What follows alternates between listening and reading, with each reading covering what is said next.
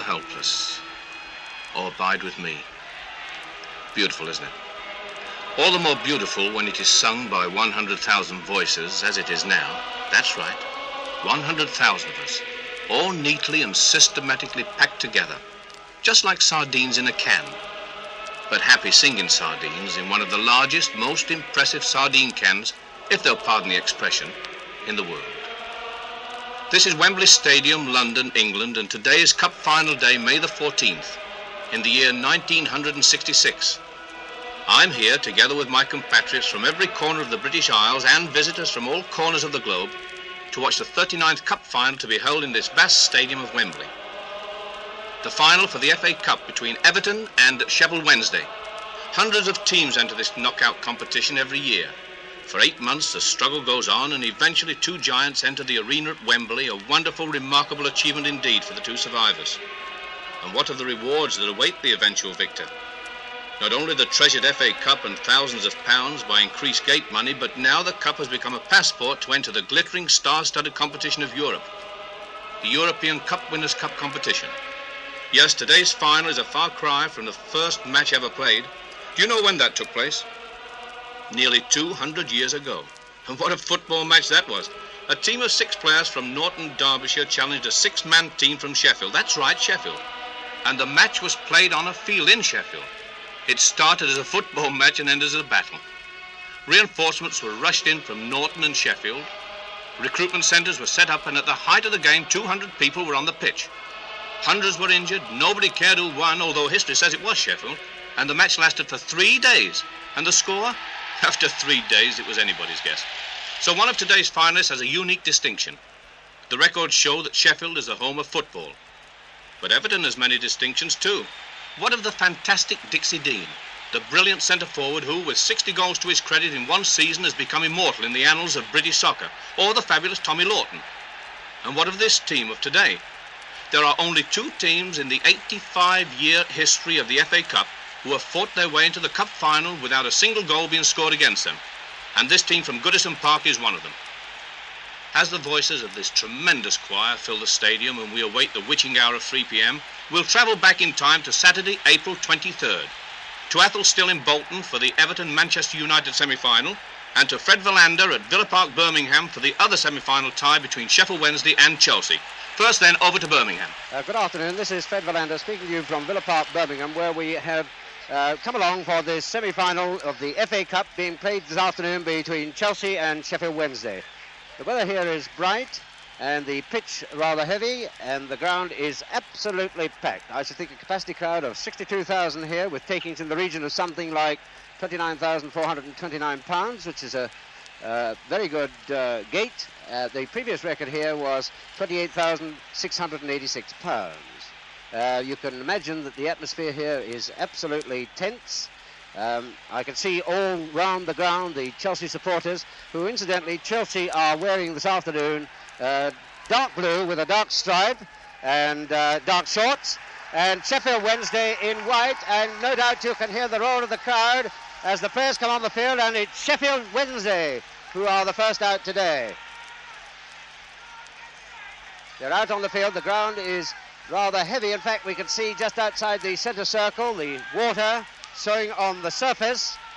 We're just now waiting for Chelsea to make an appearance, and all this 62,000 people here. I can see children. Chelsea just coming out. Tremendous roar from the crowd. The referee has just called the 2 captains to the centre of the field. He's now shaking hands with Don Megson of Sheffield Wednesday and Ron Harris of Chelsea, and he's just about to toss the coin now, and we'll tell you in a few seconds. Yes, it looks as though Sheffield Wednesday have won the toss, and they decided to defend the goal to our right. Players now changing over. Incidentally, this is Sheffield Wednesday's 13th appearance in the semi-final of the Cup, and Chelsea's 8th. And I've no doubt that Chelsea will be out to make amends today for their defeat here at the hands of Liverpool last year in the semi-final. And in fact, Chelsea, the last time they appeared in a final was in 1914-15 season. Sheffield Wednesday appeared and are cup winners, but they appeared in the cup final in 1934-35 season. And it's Chelsea to kick off. Here they go, they're off. Wednesday got it across to Don Megson. He's taking it up the field. And it's out of play on the far side to throw in for Chelsea. The ball has been thrown in, and Terry Venables has got it now. He's passed it out to Bobby Tamley on the outside. He's going down the far side, and it's gone out of play. At this stage, the Chelsea attack moved fluently, and but for the agility of Springett, an early goal seemed imminent. It was out of play again for a throw-in to be taken by Venables. Inside to Tamblin. Tamblin now in the centre of the field, just outside the 18-yard area. Still in possession, takes a shot at goal. Very good shot at goal. Saved there by Ron Springett, puts it behind for a corner. It seemed that tragedy was about to strike the Wednesday when suddenly Mobley fell in a crumpled heap and Sheffield voices were stilled into numb silence. And he recovers it there from a header to Peter Osgood. Osgood beaten there by McCalliagh. Out to Venables, inside to Graham. And Jerry Young came across. Very strong tackle there. And down in the centre has gone Vic Mobley, I think it is, lying in the centre of the field. Obviously injured in the tackle, but the play is going on and Chelsea are in possession. Now Sheffield Wednesday have got it. Graham Pugh on the far side passes it there, but Ron Harris puts it out of play. Sheffield's last line of defence, Ron Springett, was now called in to man the breach, and how magnificently he rises to the occasion. There's quite a strong breeze blown up in Chelsea's favour. Peter Osgood now with the short ball from Bonetti here on the left wing.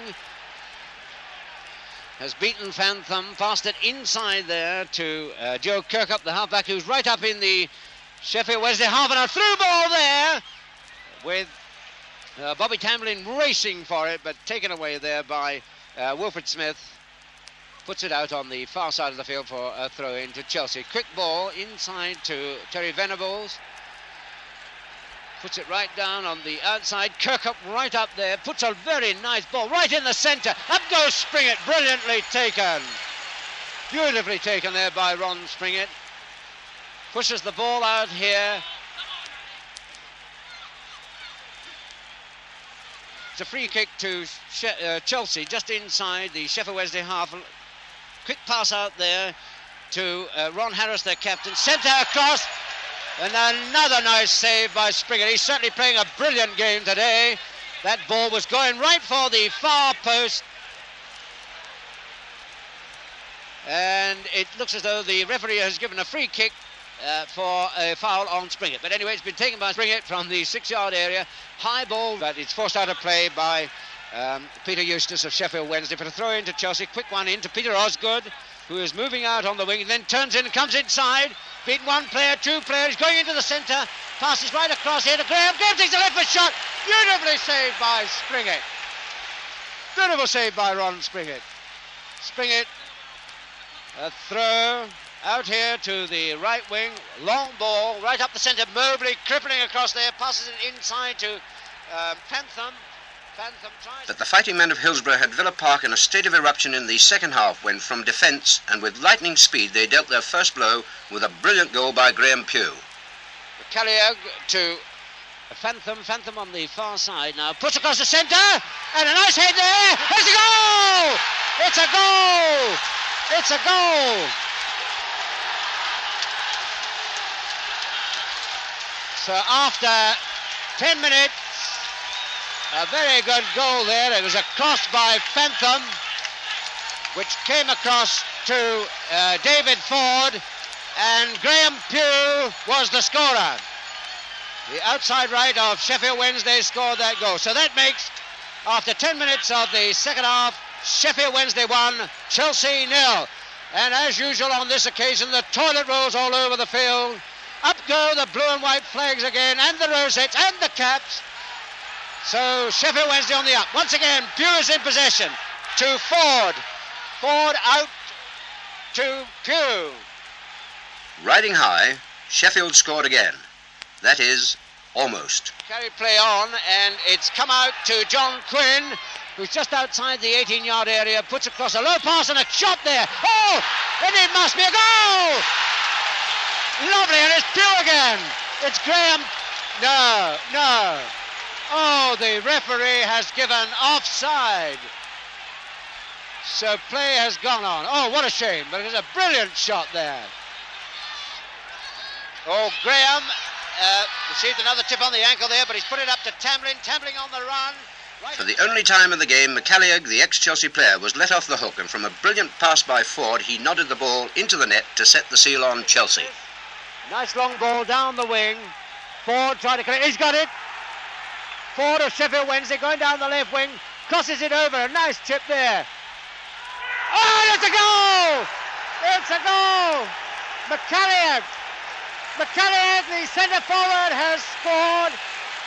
Beautiful ball there. With only 1 minute to go, that makes Sheffield Wednesday 2, Chelsea 0. A beautiful ball there by Ford, who chipped the ball back into the area, and McCalliagh headed it so neatly into the corner of the goal. So that makes Sheffield Wednesday 2, Chelsea 0. And of course we've got the usual cry here of the Sheffield Wednesday supporters, easy, easy. The ball has been kicked off, back to Kirkup, out to Harris, Harris right up into the Sheffield Wednesday area, but across comes Peter Eustace and puts the ball up to John Quinn. But it goes out of play on the far side for a quick throw to Chelsea, taken by Graham. From one side of the field to the other, and it's certainly Sheffield Wednesday now, with their tails right up and piling on the pressure here. Throw there. McCalliagh. It's a throw. Taken by Eustace. That's the end. That's the end of the match. And there's pandemonium here where Sheffield Wednesday have beaten Chelsea 2-0 in this semi-final tie. Sheffield Wednesday through to Wembley, and from their performance, a formidable team indeed to face. Their Wembley opponents Everton had no easy task against Manchester United. Let us go then to Bolton and hear how victory and a trip to Wembley finally came to the fighting team from Goodison Park. And this is Athol Still at Boundon Park, Bolton. Date the 23rd of April 1966, the day of the FA Cup semi-final between Manchester United and Everton, two of the best teams playing in Britain at the present day. The atmosphere already building up with the capacity crowd singing, swaying from side to side, and a massive colour with the blue of Everton and the red of Manchester United. The pitch looks pretty damp, having had in the past few days more than its fair share of famous Lancashire weather. But I don't think that this will trouble the players too much, because after all they're both used to it. And we're hoping to see some very fine, skillful football, with only, of course, unfortunately, one of these two great teams going on to Wembley. And in just about 90 minutes' time, we'll find out which one it will be. And tremendous excitement as the teams have now come out on the pitch, and still no announcement of the actual teams. The two captains, Dennis Law and Brian LeBone, have just tossed, and it looked as if Brian LeBone won the toss. Everton are changing ends now. There's absolutely no breeze, so there doesn't appear to be any advantage whatever in which way they play, but Everton will now be defending the goal on my right, and Manchester United will be defending the goal on my left. And remember, neither manager has yet announced his team, and I haven't yet been able to recognise all the players, but what I can see, I can see that Young for Everton is wearing the centre forward jersey, and I can see Fred Pickering, so it looks as if Pickering may definitely be injured and will not be taking part in this semi-final for Everton. A tremendous blow for Everton. Pickering, the England leader and one of their top scorers in the league and cup this season. And at 1 minute to 3 on my watch, the game is on. And already it's held. And Dennis Law, making his way up the right there, heads the ball out. Came up to him from Shea Brennan. First throw-in of the match, and it's back to goalkeeper West for Everton. Right from the kick-off, Manchester United, realising the formidable task before them of piercing this Everton defence, went straight into the attack. Moving down the right for Manchester United. Law in the centre. And it's headed down by Ray Wilson. It comes back to and straight across the goal, and across an open goal. It beat everybody. Across by Anderson there, beat everybody. Now it's out. Still not clear yet for Everton. Everton, however, successfully weathered the United storm, and towards the end of the first half, the Manchester men began to feel the full force of the talented Toffees. Looking for someone to pass to. Being shadowed by Nobby Stiles. Back and forth. And inside, this could be dangerous. And a beautiful slave there by Harry Gregg. He threw himself onto a short ball which came through there from Alex Scott, just preventing Colin Harvey from getting his foot to it. That was very dangerous for Manchester United. And now the ball's swung to the other end of the field. It's come across on the left-hand side here to Trebicock. Trebicock for Everton. Now trying to find Colin Harvey. Colin Harvey going outside of him on the left. Trebicock going at the centre. A high ball to Trebicock. Tries a hitch kick. And very hard lines indeed. A beautiful hitch kick there by Trebicock, but just over the bar. Well into the second half, it seemed that a replay would be necessary, but the blue-shirted men of Everton showed that they had other ideas. And here's Harvey slipping through, and it's a goal! And a beautiful goal there! Temple slipped through there, helping Harvey. The ball was put into the centre, slipped into the centre, and it looked to me, there were a few of them in the goal mouth there. It looked as if Colin Harvey was the one who finally slipped it into the goal to put Everton one up. A breakaway down the left there. A goal down. Only 12 minutes to the final whistle, and Manchester United hurl themselves against the rock-like Everton defence. Well inside the Manchester United half. And the ball comes to Scott, who's clear at the corner flag. And a long cross. Fuchs goes up there, heads it out, clear of the United penalty area. The ball goes to Law. Law midway inside his own half, moving into the centre of the field where he likes to walk. He's got Crowden with him. He's already made 50 yards, 70 yards. He passes it out left to Crowden. Crowden's got Connelly outside, and the ball goes out to Connelly. Connelly on the left, trying to get it across. He crosses the ball, but Sandy Brown there, right back for Everton, deflects it. It comes back to Connelly. Connelly's now trying to get it across once again. He does so. The ball goes up, but it's fisted out brilliantly by goalkeeper West. With excitement at fever pitch, Everton swarmed back again, and even I, caught up in this white-hot heat, mistook Trebicock for Alex Scott. Tremendous now. And here's another chance for Derek Temple making his way through the centre for Everton. He passes the ball out to Alex Scott. Alex Scott on his own, and he tries to slip it past the advancing Gregg, but Gregg gets a fist to it, puts it out. What a let-up for Manchester United. As the precious minutes ticked away, one could sense that Manchester United were facing an invisible hurdle which they could not surmount. To the strains of aye, aye, yippee, yippee, aye, the Everton fans are really screaming for this whistle to go. 1-0 in the lead. One very valuable goal, enough to take them to Wembley. And the Everton fans whistling now, screaming for this final whistle to go. Goal kick for Everton, up to the halfway line. Comes to Scott. Scott down the outside, and there goes the whistle. And Everton are into the final of the FA Cup by 1-0. Yes, for the two teams, the last hurdle has been jumped, and they are here, at Wembley, trying to relax in spacious dressing rooms at the moment, while we, the lucky, happy 100,000 sardines, soak up all the tingling excitement that filleth the cup of those fortunate enough to acquire tickets to this most awe-inspiring occasion. Over 3.5 million football fans clamour for cup final tickets. With those odds, you have to be lucky, don't you, to be here. Sit back now, settle down. I'll turn the clock back to 11:30 a.m. on this day of days, and we'll join Peter Lloyd as he waits for us on Olympic Way, on the road to Wembley. Don't forget the official programme's here, 1 shilling. Thank you very much, sir. 1 shilling, the official programme. My name's Terry Brown, I come to see Everton. Thank you, sir.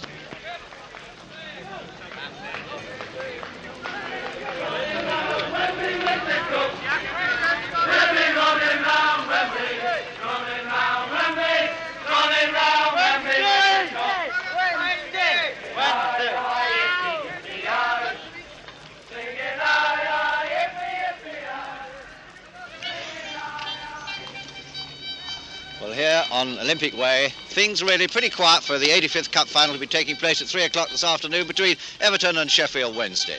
The favours are being sold, people are strolling up and down, plenty of room in which to stroll at the moment, but in an hour or so the cars coming in their thousands and the people in their thousands, the charabancs, will be jamming the whole of Olympic Way. As I look down the Olympic Way, I can see a great big building, about 150, 160 feet being built, and the workmen right at the top there leaning over and having a look at the scene as the crowds come streaming towards this stadium. Well, whose Saturday is it going to be? Whose cup final is it going to be? Is it going to be Everton or Sheffield Wednesday? Sheffield Wednesday, of course, are the underdogs, and Everton, at the moment, quoted as quite clear favourites as 6-4. Well, the Everton supporters seem to have got hold of a very natty idea for their favours. They've got blue and white boaters, and there are literally hundreds and hundreds of them as I look down Olympic Way, streaming up towards the stadium. I've already been asked about, at least 50 or 60 times if I've got any tickets to sell. If I had, I'd be quite a rich man by now. Well, there it is, that's the scene. My co-commentator this afternoon is Fred Verlander, and we'll be hearing from him a little later. Brian. Do you always come setting favours at the cup final, Brian? Regular, yeah. Do you? Regular. How long have you been doing it? About 7 years now. Have you got any views on the game today? Well, I definitely reckon you'll go Everton. Do you? Yeah. And what about the old favours? What do you charge for them? Normally 2 shillings. If I may ask, do you hope to make a bundle by the end of the day? I hope to make a living, yeah. Good boy, that's a start. Where have you come from? Everton. You always followed Everton, have you? Yeah. What's your name? Osborne. Tone, what's your first name? Osborne. Bill Osborne, and your pal? John Upman. And they've got some smashing hats, blue and white boaters and scarves and all bits and pieces going with it. What about the dropping of Pickering? What do you think about that?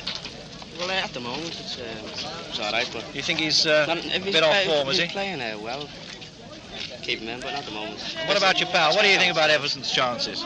Very good. Very good. Win it easy, will you? Definitely. What sort of score do you reckon? 2-0. 2-0 will do me. What happens if they don't win? Well, one of those things, just one of those things, isn't Straight it? into the boozer tonight? It's one of those things, isn't it? Yes, that's it.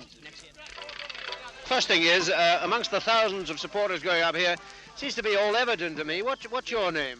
My name's Browse, Arthur Browse. Where do you come from? I'm from 6 miles outside of Sheffield. And that is? Halfway between Chesterfield and Sheffield. It's not Dromfield. Dromfield. This is where Sheffield Wednesday played their first game, isn't it? It is. Yes. It is. How do you think they'll get on this afternoon?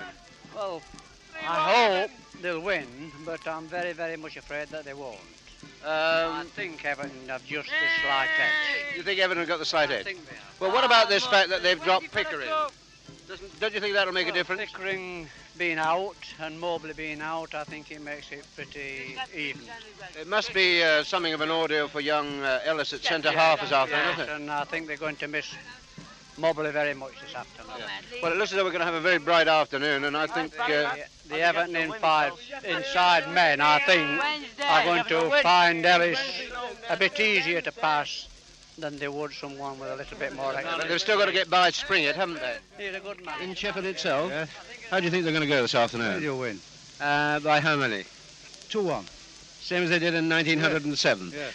I've had a word with one or two others. Do you think the fact that young Ellis has been brought in at centre half will make any difference this afternoon? No, I don't think so. He's a bit inexperienced, but I think he'll put up a good show. He has done in the league matches.